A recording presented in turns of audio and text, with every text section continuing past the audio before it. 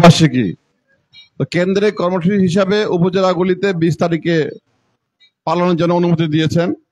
তা আজকের এই স্বেচ্ছাসেবক দলের প্রতিষ্ঠা বার্ষিকী উপলক্ষে সম্মানিত দিনাজপুর জেলা বিএনপির সহসভাপতি জনাব মোজাহির ইসলাম ভাই সভাপতি হিসেবে উপস্থিত আছেন।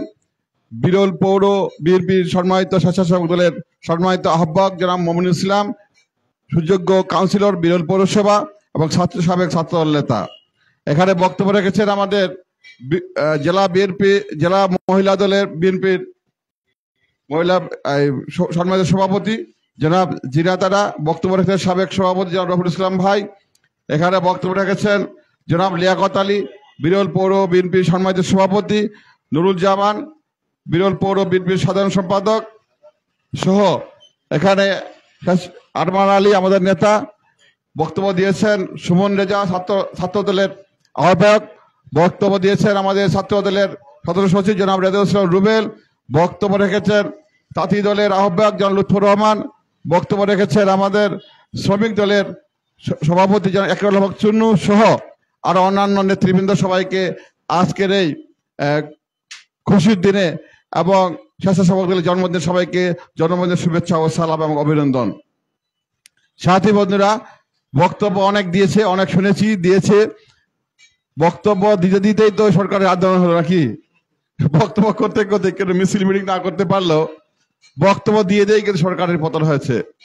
আপনারা জানেন এই আওয়ামী লীগ সরকার, এটা বলতে চাই, আমরা আজকে সারা দেশে আওয়ামী লীগের এত নির্যাতন নিপীড়ন, মোজাহির ইসলাম ভাই আমেরিকা থাকেন, উনি রাজনীতিতে কম আসেন, তারপরে উনার নামও মামলা দিয়েছে।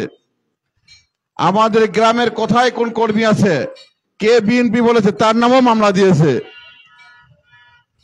18 সালের 27শে ডিসেম্বর আমাকে 30শে ডিসেম্বর 18 সালে জাতীয় সংসদ নির্বাচন, সেই নির্বাচনে 27 তারিখে আমাকে আমার বাড়ি থেকে, তখন আমি উপজেলা নির্বাচন, আপনাদের চেয়ারম্যান হিসেবে ভোট দিয়ে নির্বাচিত হই।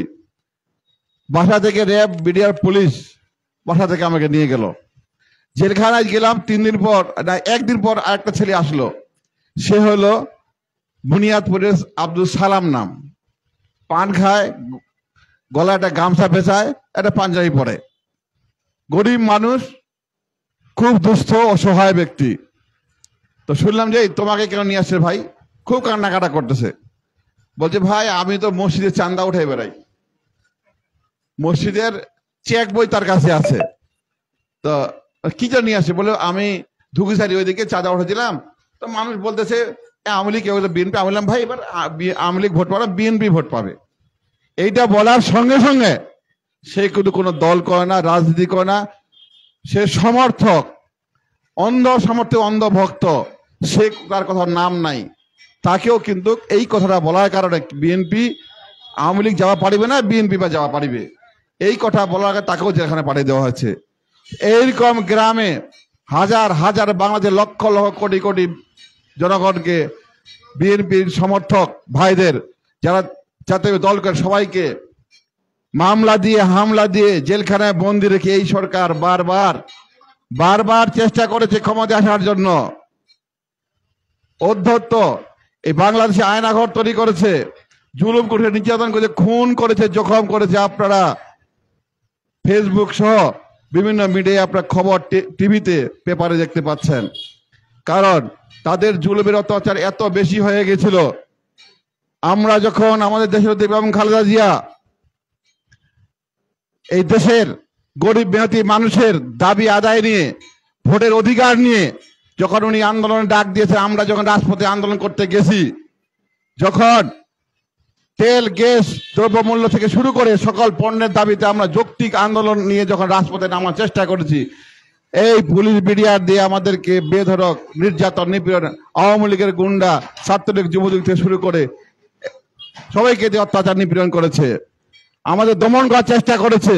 কিন্তু সাথী ভাইরা, আজকে বিএনপি সৈনিকেরা, জিয়ার সৈনিকেরা কোনোদিন এই আওয়ামী হায়নার নির্যাতন নিপীড়ন অত্যাচারে এবং পুলিশের হামলায় মামলার পরেও তারা কিন্তু রাজপথ ছাড়ে নাই।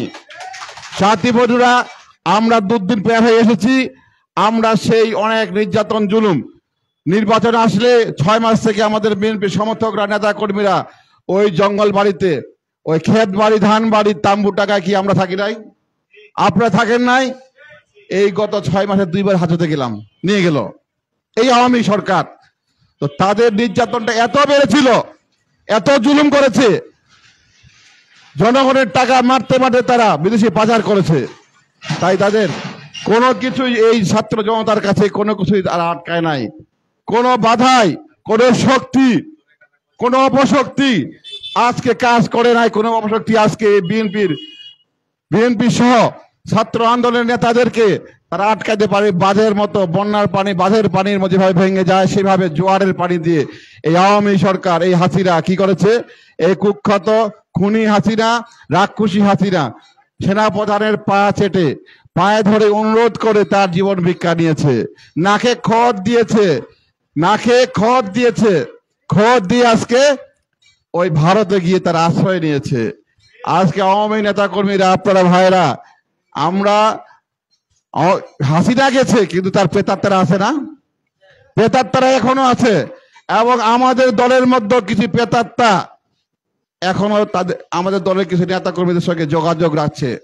আমি আজকে অনুরোধ করব, হুঁশিয়ারি করব, সাবধান করতে চাই যে যারা আওয়ামী দালাল হয়ে আছেন, আওয়ামীকে পারপাস সাফ করার চেষ্টা করছেন, তাদেরকে সহযোগিতা করার চেষ্টা, তাদেরকে বাঁচানোর চেষ্টা করছেন, তারাও কিন্তু আপনারা ধ্বংস হয়ে যাবেন। তারাও কিন্তু আজকে ছাত্র জনতা আপনাদেরকে ছাড় দেবে না, আপনাদেরকে ধ্বংস করে ছেড়ে দিবে।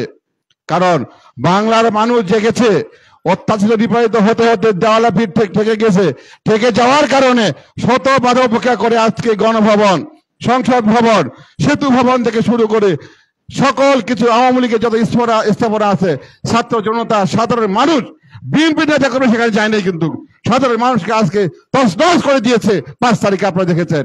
তাই সাবধান হয়ে যায়। মনে যদি কোনো সন্দেহ থাকে আপনারা কাউকে শেল্টার দিবেন, কাউকে মনে মনে সমর্থন করবেন, সেখান থেকে আপনারা সাবধান হয়ে যান।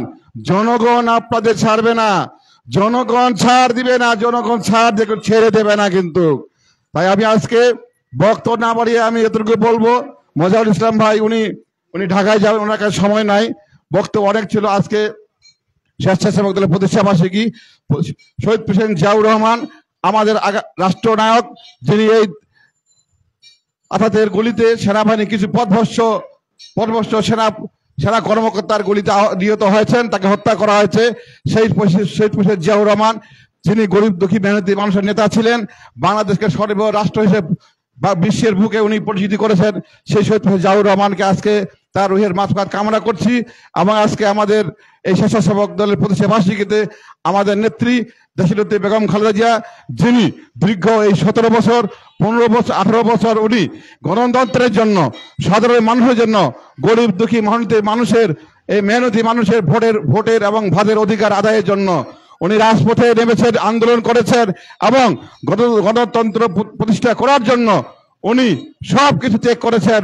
ওনাকে দেশের বাইরে পাঠানোর চেষ্টা করেছিল, দেশের বাইরে যদি উনি থাকেন তারপরও বাংলার মানুষকে উনি ছেড়ে যান নাই। আজকে সেই নেত্রী, উনি অসুস্থ, উনি আমাদের গণতন্ত্রের মা, যিনি আমাদের জন্য মিথ্যা মামলায় 2 কোটি টাকা মামলায় এখনো সেই 6 কোটি টাকা জমা আছে।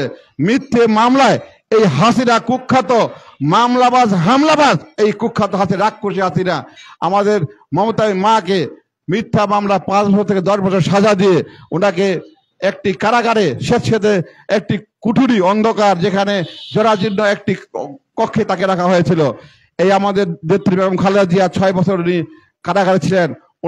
উনি খুব অসুস্থ, ওনাকে আমরা সবাই তার জন্য আজকে এই প্রতিষ্ঠা বার্ষিকী উপলক্ষে তার জন্য দোয়া চেয়ে, এবং আমাদের আগামী রাষ্ট্রনায়ক তারেক রহমান, যিনি এখনো দেশের বাইরে আছেন, এই হায়না সরকারের নিষ্পেষিত, নির্যাতিত এবং যিনি এই সরকারের অত্যাচার নিপীড়নের কারণে আজকে দেশের বাইরে অবস্থান করছেন, মিথ্যা মামলা দিয়ে জেল দিয়েছেন, জুলুম করেছেন, আমাদের আগামী রাষ্ট্রনায়ক তারেক রহমান, ওনার সুস্বাস্থ্য কামনা করছি। এবং অবশ্যই উনি আগামীতে খুব তাড়াতাড়ি দেশে আসবেন এবং এই বাংলাদেশ জাতীয় দলের হাল ধরবেন এবং আগামী নির্বাচনে উনি আগামী রাষ্ট্রনায়ক হিসেবে এই দেশের রাষ্ট্র ক্ষমতায় অধিষ্ঠিত হবেন, এই আশা রাখছি। এবং স্বেচ্ছাসেবক দলের প্রতিষ্ঠা বার্ষিকী সফল হোক, সুন্দর হোক, সার্থক হোক। সবাইকে ধন্যবাদ জানিয়ে আমি আমার বক্তব্য শেষ করছি। সবাইকে ধন্যবাদ। বাংলাদেশ জাতীয় দল জিন্দাবাদ, বাংলাদেশ জাতীয় দল স্বেচ্ছাসেবক দল জিন্দাবাদ, শহীদ প্রেসিডেন্ট জিয়াউর রহমান অমর হোক, দেশনেত্রী বেগম খালেদা জিয়া জিন্দাবাদ। আগামী রাষ্ট্রনায়ক যিনি আমাদের আগামী এই নির্বাচনের মাধ্যমে যিনি এই দেশের রাষ্ট্র ক্ষমতায় অধিষ্ঠিত হবেন, সেই রাষ্ট্রনায়ক তারেক রহমান জিন্দাবাদ। সবাইকে ধন্যবাদ। আসসালামু আলাইকুম ও আদাব।